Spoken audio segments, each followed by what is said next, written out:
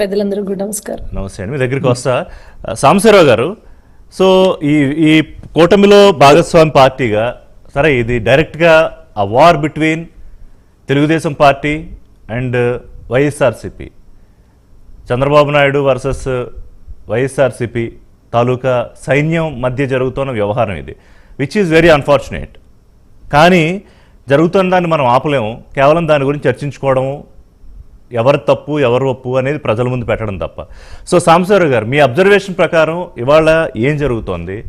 Law and order పడిపోయింది అనగానే నేను కూడా ఒకసారి విస్మయానికి గురయ్యా. ఇప్పుడు రవికుమార్ గారు ఏముందండి తప్పు అంటున్నారు, కానీ లా అండ్ ఆర్డర్ పడిపోవడం అంటే దొమ్మీలు, దోపిడీలు, కిడ్నాప్లు, మానభంగాలు, రాబరీలు ఈ స్థాయిలో జరుగుతుంటే దాన్ని మనం అక్కడ పడిపోయిందండి అని చెప్పి దాన్ని రికమెండ్ చేయొచ్చు కూడా కేంద్రానికి, లా అండ్ ఆర్డర్ పడిపోయిందని. మరి ఇవాళ మాజీ ముఖ్యమంత్రి లా అండ్ ఆర్డర్ పడిపోయింది అనడాన్ని మీరు ఎట్లా చూస్తున్నారు? అలాగే వంశీ జైల్లో ఉండడం మీద సరే ఆ పార్టీ నాయకుడు అఫీషియల్గా జాయిన్ అయ్యాడా, అన్అఫీషియల్గా మద్దతుగా ఉన్నాడు, మొత్తం మీద జగన్మోహన్ రెడ్డి బెంగళూరు నుంచి రాగానే వెళ్ళి చూశారు. బహుశా ఏ పార్టీ నాయకుడైనా పార్టీ కోసం పనిచేసిన వాళ్ళు చూస్తారు. కానీ దాని మీద కూడా తెలుగుదేశం పార్టీ ఎందుకు విమర్శలు చేస్తుందో నేను అనూష్ గారిని అడుగుతాను. సాంబశివరావు గారు, మీరు ముందు ఈ కామెంట్స్ గురించి చెప్పండి. రిషి గారు, మీకు పెద్దలు రామ్మోహన్ రావు గారికి, రవి గారికి, అనూష్ గారికి అందరికీ నమస్కారం. నమస్కారం. ఇక్కడ డైకాటమీ ఏంటంటే, ఒక పక్కన లా అండ్ ఆర్డర్ గురించి కామెంట్ చేస్తున్నారు అంటే నీకు చట్టం మీద, లా అండ్ ఆర్డర్ మీద నమ్మకం ఉంది అనే భావన కలుగజేసేలాగా మాట్లాడుతున్నాడు జగన్మోహన్ రెడ్డి గారు. అట్ ద సేమ్ టైం అదే స్పీచ్లో అదే ఒక నిమిషం తర్వాత మీరు రిటైర్ అయిపోయిన 7 సముద్రాల తర్వాత ఎక్కడున్నా దాక్కున్నా మిమ్మల్ని తీసుకొస్తాము, మిమ్మల్ని బట్టలోడు తీసి నిలబెడతాము అన్నారు. అంటే ఈ has absolutely no respect for law, absolutely no respect for law. ఆయనకి రెస్పెక్ట్ లేని దాన్ని ఇవాళ అది ఉందో లేదో అని ఆయన ఎలా కామెంట్ చేస్తాడు? అసలు ఇది ఆయన మనస్తత్వాన్ని ప్రదర్శిస్తుంది. ఒక పక్కన I don't care about law, I don't care about law and order. Exactly. మీరు రిటైర్ అయిపోయిన తర్వాత ఒక ఉద్యోగస్తుని మళ్ళీ వెనక్కి తీసుకొస్తున్నానంటే you have lost the very fundamental basic knowledge of how the governments work. గవర్నమెంట్లో ఉద్యోగస్తుడు తన బాధ్యత ఏంటి? ఆ పొజిషన్లో ఉన్నంత వరకే. ఆ పొజిషన్లో నుంచి వెళ్ళిపోయిన తర్వాత ఉద్యోగస్తుని బాధ్యత చేరండి. అన్లెస్ ఇట్స్ పర్సనల్గా అతను ఏదన్నా ఏ మర్డర్ కేసులోనూ, ఏ రేప్ కేసులోనూ ఉంటే తప్పితే ఆయన అధికారికంగా తీసుకున్న నిర్ణయాలకి ఏ ఉద్యోగస్తుడిని, ఏ న్యాయమూర్తిని, ఎవరిని కూడా మీరు పోస్ట్ రిటైర్మెంట్ మళ్ళీ వెనక్కి తీసుకొస్తాను అంటే మీరు ఎంటైర్ గవర్నమెంట్ స్టాఫ్ని, ఎంటైర్ ఎగ్జిక్యూటివ్ని మీరు భయపెడుతున్నట్టు కదా. మీరు ఆమ్టిస్ట్ చేయట్లేదా? మీరు బ్లాక్మెయిల్ చేయట్లేదా? ఇలా బ్లాక్మెయిల్ చేసుకుంటూ పోతే మీరు ఎక్స్పెక్ట్ చేసినటువంటి లా అండ్ ఆర్డర్ ఎలా మీరు సస్టైన్ చేయగలుగుతారు? ఇప్పుడు లా అండ్ ఆర్డర్ లేదని మీరెలా కామెంట్ చేయగలుగుతారు? ఐ థింక్ ఇవాళ జగన్మోహన్ రెడ్డి గారి మాటల్లో క్లియర్గా ఆయన ద్వంద్వ వైఖరి అంటే, సరే వంశీ గారికి అది ఎలా జరిగింది, ఎందుకు జరిగింది, ఎందుకు అరెస్ట్ చేశారు, దానికి ఉన్న ఎవిడెన్సెస్ ఏంటి, కోర్ట్స్ ఉన్నాయి. ఒక పెద్ద మనిషిగా, గత ముఖ్యమంత్రిగా, మాజీ ముఖ్యమంత్రిగా ఆయన పెద్దరికంగా ఏం మాట్లాడాలి?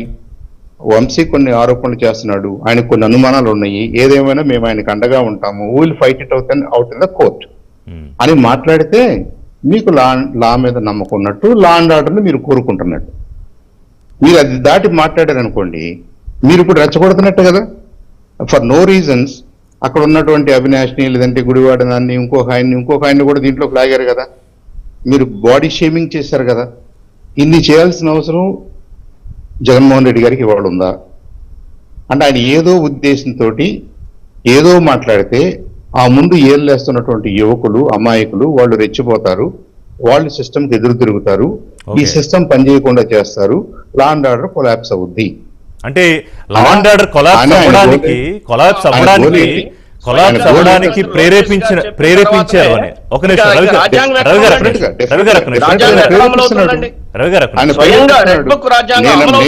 మేము అధికారంలోకి వస్తే మళ్ళీ వెనక్కి మంత్రిగా ఉన్నటువంటి, రాజ్యాంగం ద్వారా ఒక మంత్రిగా ప్రమాణం చేసినటువంటి లోకేష్ గారు రెడ్ బుక్ రాజ్యాంగమే అమలవుతుంది అని చెప్పిన తర్వాత ఇంకా అసలు రాజ్యాంగం డాక్టర్ బాబాసాహెబ్ అంబేద్కర్ గారు కష్టపడి ప్రపంచ దేశాలన్నీ రైతు తిరిగి రైతు ఆయన మాట. రాసినటువంటి రాజ్యాంగం రైతు. ఏమైందండి? ఆయన డైరెక్ట్ గా రెడ్ బుక్ రాజ్యాంగం అమలవుతుందంటే ఇంకంతకన్నా ఇంకెక్కడుంది చెప్పండి, మీరు చెప్పండి.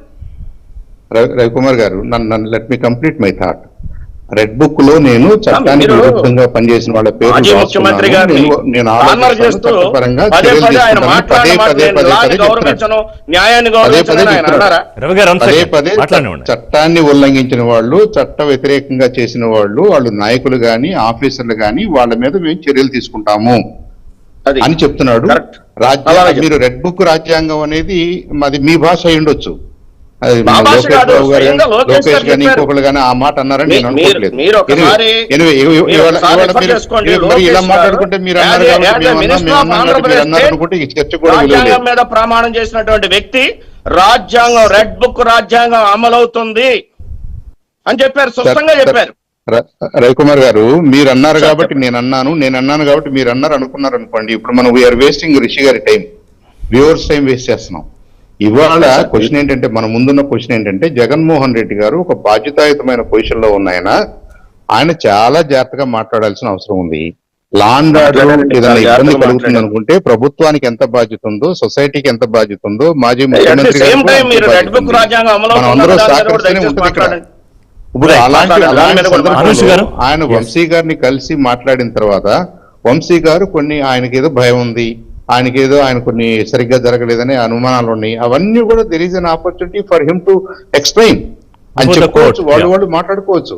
ఇవన్నీ ఉన్నాయి కాబట్టి వాళ్ళ లీగల్ టీమ్ కు చెప్పుకోవచ్చు, వాళ్ళకున్న అనుమానాన్ని కోర్టుకు చెప్పుకోవచ్చు.